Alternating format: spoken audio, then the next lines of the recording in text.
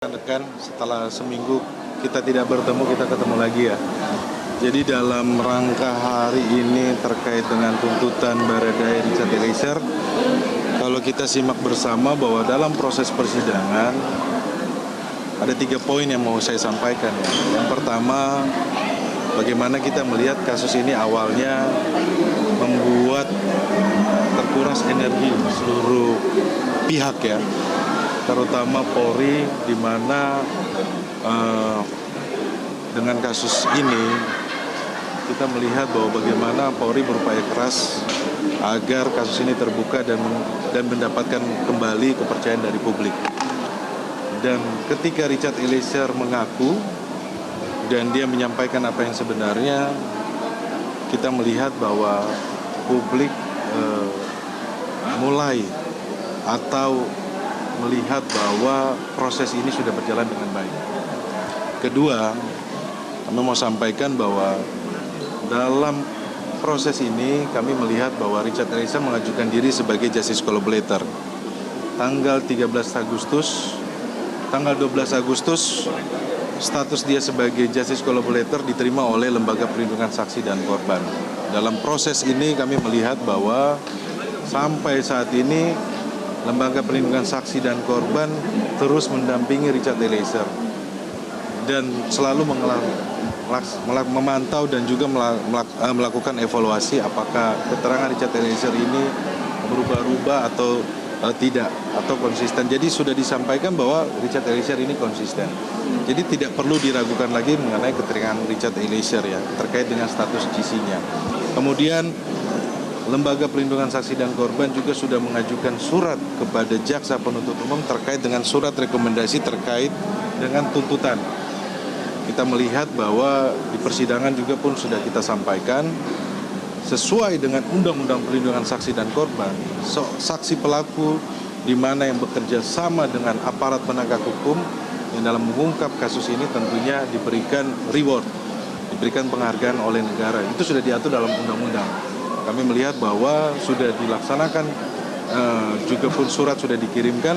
Kami melihat bahwa hari ini semoga pun juga Jaksa Penuntut Umum dalam menuntut memperhatikan hal tersebut. Yang ketiga, bahwa fakta-fakta persidangan juga terkait dengan konsisten klien kami, sekali lagi ya, kualitas keterangan Richard Eliezer ini kita simak bersama bahwa apa yang disampaikan ini sudah jujur, tidak berbelit-belit, kemudian dia berkomitmen untuk membantu proses penegakan hukum persidangan ini supaya semuanya berjalan lancar. Dan kalau kami melihat bahwa keterangan Richard Eliezer inilah yang membuka kotak Pandora yang sudah terungkap di persidangan ya. Dan terkait dengan poin ketiga juga pun mau kita sampaikan bahwa ahli dari Jaksa Penuntut Umum juga pun mendukung terkait dengan pasal 48 penghapusan pidana, pasal 48 maupun pasal 51 ayat 1 terkait dengan perintah jabatan. Itu pun ahli pidana dari Jaksa Penuntut Umum. Diperkuat juga dengan ahli yang dihadirkan oleh Saudara Ferdy Sambo, walaupun berkasnya terpisah ya, bahwa mereka menyampaikan bahwa alat itu tidak bisa diminta pertanggungjawaban pidana yang terkait dengan Don Plegan. Itu sudah disampaikan. Dan juga pun ahli pidana dari kita sudah sampaikan bahwa terkait dengan 51 ayat 1 penghapusan pidana perintah jabatan sudah clear ya, sudah kita sampaikan di muka persidangan.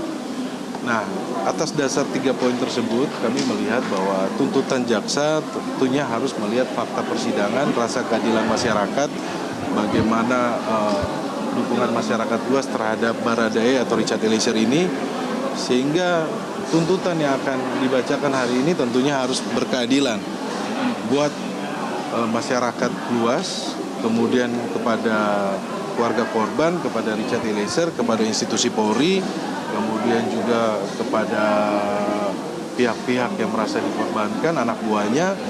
Nah, dari Ferdy Sambo ini harus berkeadilan tentunya untuk semua pihak ya. Jadi terkait dengan tuntutan hari ini kami optimis bahwa tentunya tuntutan yang akan dibacakan untuk Richard Eliezer ini berkeadilan.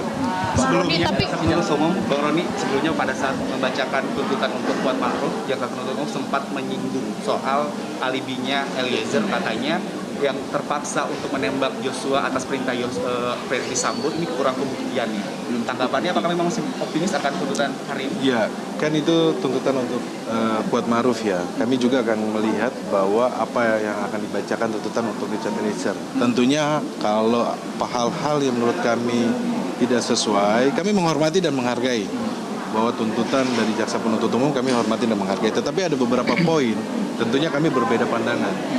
Terkait dengan berbeda pandangan ini kami akan sampaikan di nota pembelaan atau di pledoi.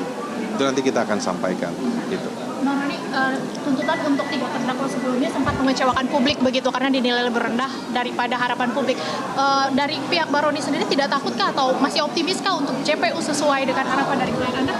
Ya, kita fokus kepada Richard Eliezer ya. Saya tidak komentari tuntutan terdakwa yang lainnya. Tetapi kami tim penasihat hukum fokus terhadap klien kami. Bahwa yang kami harapkan adalah tentunya tidak tinggi dari terdakwa yang lainnya. Karena apa? Mengingat status dia sebagai justice collaborator. Ini akan menjadi titik balik ketika seorang justice collaborator ini dihargai. Jadi ke depannya ketika kejujuran seseorang ini dihargai, kemudian proses ini berkeadilan, tentunya orang tidak ke depannya tidak ragu untuk menjadi seorang justice collaborator. Kita harapkan seperti itu ya. Tetapi kalau seandainya tuntutannya juga pun tidak sesuai dengan harapan publik atau harapan kami tim penasihat hukum, ya nanti kita akan sampaikan di pledoi pembelian. Bang Roni, sebenarnya dari pihak Eliezer sendiri hari ini berharapnya tuntutannya seperti apa? Apakah lebih ringan? Ya kalau kami sampaikan kalau jaksa penuntut umum mau progresif ya bisa saja tuntut bebas atau tidak muluk-muluk seminim mungkin dari terdakwa yang lainnya. Tentunya kan kita lihat seperti itu kan. Tapi kan sekali lagi bahwa ini menjadi poin penting terkait dengan saksi pelaku yang mau bekerja sama dengan aparat penegak hukum, dengan penyidik, dengan jaksa dalam proses ini. Kemudian kalau dia dituntut tinggi, menurut kami sangat disayangkan. Tetapi kalau dia dihargai kejujurannya dia, ini merupakan titik baik untuk proses penegakan hukum Indonesia ke depannya. Berarti pasal 51 dan pasal 48 menjadi alasan pembenar mungkin dalam kasus ini? Kita bicara soal tadi tuntutan terkait dengan putusan tanpa mendahului ya jaksa penuntut umum maupun kalau terkait tuntutan jaksa penuntut umum yang tadi saya sampaikan tanpa mendahului dari majelis hakim, tentunya arah pembelaan kami sudah sangat jelas terkait dengan penghapusan pidana. Oke, terima Bang kasih. Roni, sedikit banyak penggemar dari Richard Eliezer. Richard sendiri pernah menyampaikan sesuatu ke Bang Roni terkait dengan penggemarnya atau ada pesan yang pernah disampaikan Richard? Ya, disampaikan bahwa banyak terima kasih ya, bahwa ini dukungan dari publik sangat baik buat Richard Eliezer sehingga dia berani untuk berkata jujur, kemudian berani untuk menghadapi proses persidangan ini, dan menurut Richard Eliezer ini merupakan dukungan yang publik yang positif buat dia. Jadi banyak terima kasih. Pihak keluarga datang hari ini ke Bang Roni?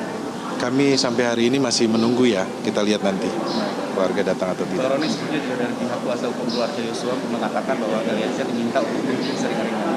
Ya, karena memang fakta persidangan sudah sampaikan ya Mas, bahwa Richard Eliezer sudah dimaafkan. Dia meminta maaf, dia mengakui perbuatannya, kemudian keluarga korban juga pun memaafkan, dan kemarin kami melihat bahwa keluarga korban sudah sampaikan seringan-ringannya mungkin ya. Itu merupakan hal yang baik karena itulah fakta persidangan yang ada. Kami tidak mengada-ngada bahwa Richard Eliezer sudah sampaikan permintaan maaf dan keluarga memaafkan, dan menurut kami bahwa ketika keluarga sampaikan bahwa Richard Eliezer dituntut seringan-ringan, ya kami berterima kasih ya bahwa ini ada keadilan untuk Richard Eliezer. Bang, tapi nanti kalau tuntutan tidak sesuai dengan harapan keluarga, harapan kuasa penasihat hukum seperti apa, Bang? Ya tentunya nanti kami akan mengajukan pledoi pembelaan ya, tetapi pandangan-pandangan yang berbeda tentunya. Kalau seandainya tuntutannya tinggi, kami sungguh-sungguh akan keberatan, gitu kan? Buat apa Richard Eliezer menjadi seorang justice collaborator? Tentunya terus dia harus dituntut tinggi kan? Ini kan nggak adil namanya. Berarti Bang di bawah Kuat dan Ricky Bang? Ya kalau seminim mungkin lah dari terdakwa yang lainnya kan? Ya kan? Baik, makasih Bang Roni. Terima kasih Bang Roni.